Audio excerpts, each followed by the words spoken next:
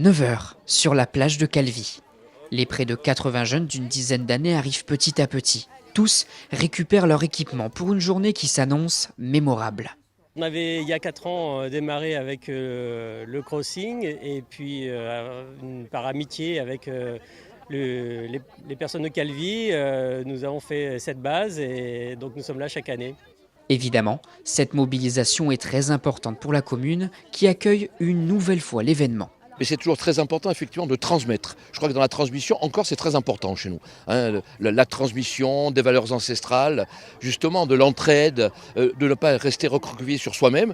Et je pense que là c'est une belle journée, très ensoleillée. Et je pense que là l'objectif est atteint, quelles que soient les facettes que l'on voulait obtenir. Mais cette année, afin de faire évoluer la mobilisation, le contenu évolue lui aussi. Dans le fond, le principe reste le même, sensibiliser et apprendre les bases du sauvetage en mer. Mais dans la forme, il en est tout autre. On a fait un peu évoluer le concept du water safety pour essayer de regrouper en fait les missions de la Fondation de la Princesse Charlène de Monaco, à la fois sur la prévention des noyades et sur aussi l'éducation des enfants à travers les valeurs du sport.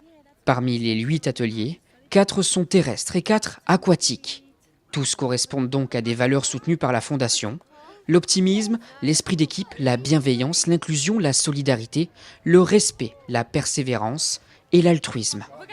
Son Altesse Sérénissime, la princesse Charlène de Monaco, présente sur place, tient à assister à chacun d'entre eux. Les ateliers sont pour la plupart animés par des athlètes de haut niveau, certains sont même champions du monde. Des associations sont aussi mobilisées, des entités aussi, comme les pompiers ou la SNSM.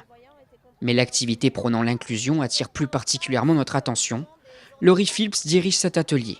Elle a été amputée en dessous du genou gauche à 18 ans. Cela ne l'a pourtant pas empêchée de poursuivre sa passion, le surf. Elle est même devenue championne du monde de parasurf en 2023.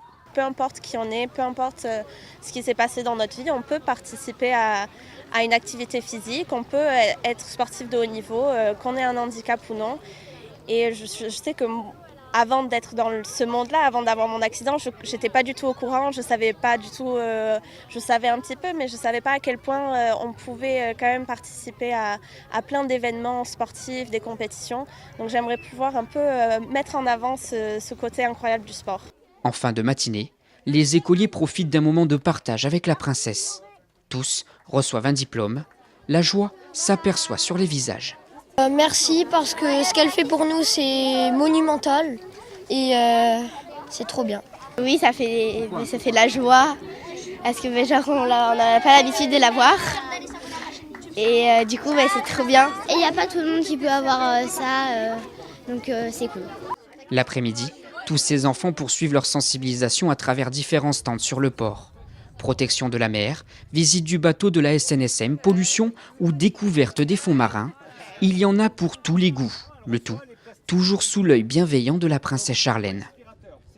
La prochaine étape des Water Safety Days s'effectuera dans les Landes, à Léon, en début de semaine.